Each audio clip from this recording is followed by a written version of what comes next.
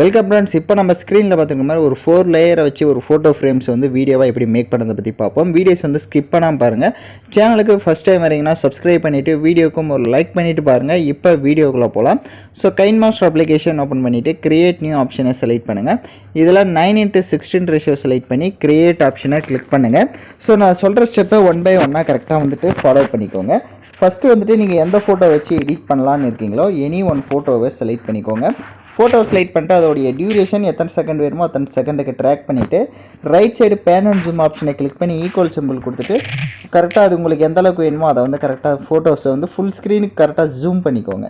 இப்போ அப்படியே பேக்கில் வந்துட்டு அட்ஜஸ்ட்மெண்ட்டுக்கு போங்க.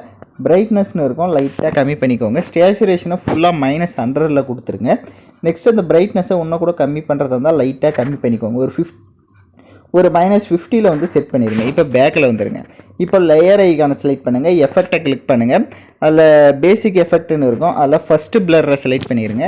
ஸ்க்ரீன் ஃபுல்லாக அந்த பிளரை வந்து ஜூம் பண்ணிக்கோங்க. நெக்ஸ்ட்டு அதோடைய டைம் டியூரேஷனும் வீடியோவோட எண்டிங் வரையே ட்ராக் பண்ணிவிடுங்க. இப்போ வீடியோவோட ஃபஸ்ட்டுக்கு வந்துட்டு லேயர் ஐகானை கிளிக் பண்ணுங்கள். இப்போ நம்ம வந்துட்டு ஃபோட்டோ ஃப்ரேமாக வந்து மேக் பண்ணி வச்சுருக்க இமேஜை நான் செலக்ட் பண்ணிக்கிறேன். செலக்ட் பண்ணிவிட்டு அதை ஃபுல் ஸ்க்ரீன் செட் பண்ணியிருக்கேன். இதை வந்து எப்படி க்ரியேட் பண்ணோம் அப்படின்ற வீடியோவை இப்போ பார்த்துட்டு வந்துடுங்க. பிக்சல் லேப் அப்ளிகேஷன் ஓப்பன் பண்ணிக்கோங்க. ஓப்பன் பண்ணிங்கன்னா நியூ டெக்ஸ்ட்டுன்னு இருக்கும். அதை செலக்ட் பண்ணிட்டு மேலே டெலீட் ஆப்ஷனை கிளிக் பண்ணி அந்த டெக்ஸ்ட்டை டெலீட் பண்ணிக்கோங்க. இப்போ ரைட் சைடு மேலே ஒரு 3 டாட் இருக்கும். மேலே அதை கிளிக் பண்ணுங்கள். அதில் இமேஜ் சைஸை செலக்ட் பண்ணுங்கள். ஸோ அதில் வந்துட்டு 9:5 கொடுத்துக்கலாம். வெயிட்டுன்னு இருக்கும், அதில் 9 கொடுத்துக்கோங்க. ஹைட்டுன்னு கொடுத்தோம், அதில் ஹைட்டுன்னு இருக்கிறதுல 16 கொடுத்துட்டு ஓகே ஆப்ஷனை கொடுத்துட்டிங்கன்னா உங்களுக்கு இந்த மாதிரி ரேஷியோ வந்துடும். இப்போ மேலே பார்த்தீங்க அப்படின்னா லெஃப்ட் சைடு மேலே ஒரு ப்ளஸ் ஐகான் இருக்கும். அதை செலக்ட் பண்ணுங்கள். ஃப்ரம் கேலரியை கிளிக் பண்ணுங்கள். இப்போ நீங்கள் எந்தெந்த ஃபோட்டோஸ்லாம் எடிட் பண்ணலான்னு இருக்கீங்களோ நம்ம வந்து ஒரு 4 ஃபோட்டோஸை வச்சு தான் இதில் மேக் பண்ண போகிறோம். ஸோ அதனால் நீங்கள் எடிட் பண்ண போகிற ஒரு 4 ஃபோட்டோஸில் நம்ம 1 by 1 செலக்ட் பண்ணிக்கலாம். ஸோ ஃபஸ்ட்டு 1 ஃபோட்டோவை நான் செலக்ட் பண்ணிக்கிறேன். இப்போ ஃபோட்டோ செலக்ட் பண்ணிட்டு அதை கிராப் பண்ணணும் அப்படின்னா உங்களுக்கு எந்த அளவுக்கு வேணுமோ நீங்கள் அந்த அளவுக்கு இந்த மாதிரி இப்போ நான் எப்படி கிராப் பண்ணியிருக்கணும் அந்த மாதிரி வந்து கிராப் பண்ணிக்கோங்க. ஸோ கிராப் பண்ணிட்டு டிக் ஐகானை கொடுத்துட்டு அதோட சைஸை வந்துட்டு இந்த மாதிரி செட் பண்ணுங்கள். நான் எந்தெந்த இடத்துல செட் பண்ணுறனோ அந்த மாதிரி செட் பண்ணிக்கோங்க.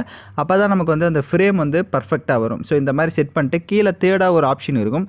அதை செலக்ட் பண்ணிட்டு ஸ்க்ரோல் பண்ணுங்கள். ஸ்டோக்குன்னு இருக்கும், ஸ்டோக்கை எனேபிள் பண்ணிக்கோங்க. கீழே அந்த ஸ்டோக்கோட வெயிட் இருக்கும், அதில் வந்து 5 கொடுத்துக்கோங்க.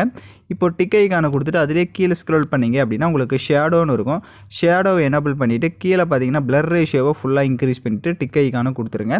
இப்போ இந்த ஃபோட்டோவுக்கு நம்ம பார்டர்லாம் வந்து செட் பண்ணியாச்சு. இப்போ லெஃப்ட் சைடு மேலே அந்த ப்ளஸ் ஐகானை கிளிக் பண்ணி ஃப்ரம் கேலரி கிளிக் பண்ணிட்டு நெக்ஸ்ட் 1 ஃபோட்டோவை செலக்ட் பண்ணிக்கலாம். ஸோ நான் எந்த மாதிரிலாம் செலக்ட் பண்ணுறேனோ கரெக்டாக அதே மாதிரி இப்போ இந்த ஃபோட்டோவை இந்த மாதிரி உங்களுக்கு தேவையான அளவுக்கு ஃபஸ்ட்டு வந்து கிராப் பண்ணிக்கோங்க. ஸோ எந்த அளவுக்கு வேணுமோ அந்த அளவுக்கு கிராப் பண்ணிட்டு டிக் ஐகானை கொடுத்துருங்க. இதோட சைஸையும் கொஞ்சம் கம்மி பண்ணிக்கோங்க. கம்மி பண்ணிவிட்டு இதை மாதிரி மேலே வந்து செட் பண்ணுங்கள். இப்போ ஸ்க்ரீனில் பார்த்தீங்கன்னா தெரியும். ஸோ இந்த மாதிரி செட் பண்ணிட்டு கீழே அந்த தேர்ட் ஆப்ஷனில் அதே மாதிரி தான் ஸ்டோக்கை வந்துட்டு ஒரு 5 கொடுத்துக்கோங்க. ஸ்டோக்கை பொறுத்தவரை 5 வந்து கொடுத்துக்கோங்க. கீழே அந்த ரேஷியோ அந்த ஷேடோவும் அதே மாதிரி எனேபிள் பண்ணிட்டீங்க அப்படின்னா உங்களுக்கு 3D ஃப்ரேம் மாதிரி ஷோ ஆகும். இப்போ எகைன் மறுபடியும் அந்த ப்ளஸ் ஐகானை கிளிக் பண்ணி நெக்ஸ்ட் ஃபோட்டோவை செலக்ட் பண்ணிக்கலாம். நான் ஒவ்வொரு ஃபோட்டோவும் கரெக்டாக எந்த சைஸில் வந்து செட் பண்ணணும்னு சொல்லிடுவேன். ஸோ அதுக்கேற்ற மாதிரி செட் பண்ணிக்கோங்க. ஸோ இதோட சைஸ் இந்த மாதிரி வந்து கிராப் பண்ணிக்கோங்க. ஸோ இதோட சைஸ் இந்த மாதிரி கிராப் பண்ணிட்டு டிக் ஐகானை கொடுத்துருங்க. இப்போ அதோடைய சைஸையும் கொஞ்சம் கம்மி பண்ணிவிட்டு அதை இந்த மாதிரி செட் பண்ணுங்கள். இந்த ஃபோட்டோஸ் கிட்ட எப்படி செட் பண்ணியிருக்கேன்றதை பார்த்தீங்கன்னா தெரியும். அந்த ஃபோட்டோவை அதுக்கேற்ற மாதிரி சைடாக அந்த மாதிரி செட் பண்ணுங்கள். ஸோ நான் ஒவ்வொரு ஃப்ரேமே கரெக்டாக எந்த மாதிரி வந்து செட் பண்ண சொல்கிறேனோ அதே மாதிரி வந்து செட் பண்ணிக்கோங்க. அப்போ தான் நமக்கு பார்க்க லுக்காக இருக்கும். ஸோ வேணும் அப்படின்னா கிராப் பண்ணுறதில் உங்களுக்கு எந்த மாதிரி கிராப் பண்ணணுமோ அந்த மாதிரி செட் பண்ணிவிட்டு இதுவும் அதே மாதிரி ஸ்டோக்கில் போய்ட்டு அந்த 5 கொடுத்துக்கோங்க. நெக்ஸ்ட்டு ஷேடோவை எனேபிள் பண்ணிவிட்டு அதை பிளர் ரேஷியோவை இன்க்ரீஸ் பண்ணிக்கோங்க. நெக்ஸ்ட்டு கடைசியாக ஒரு ஃபோட்டோவை ஆட் பண்ணிக்கலாம்.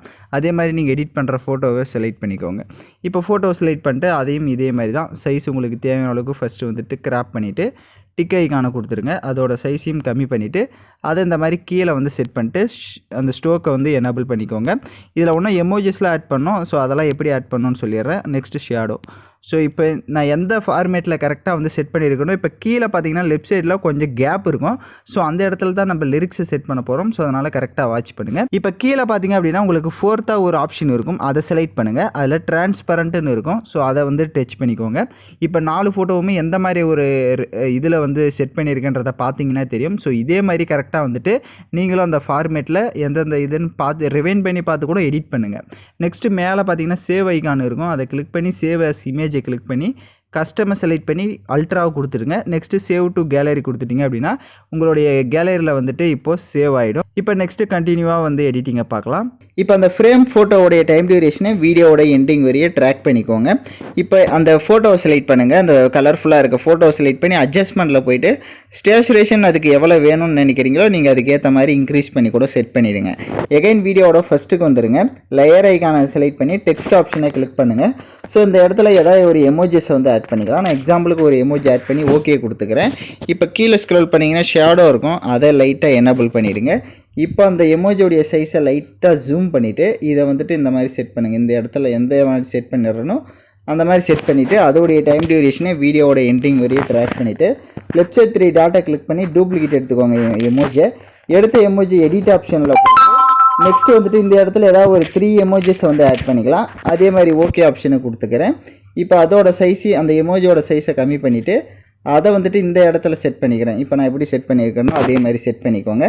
நெக்ஸ்ட்டு அதே இமேஜ் செலக்ட் பண்ணி டூப்ளிகேட் எடுத்துக்கோங்க. எமோஜியை டூப்ளிகேட் எடுத்து கீழே செட் பண்ணுங்கள்.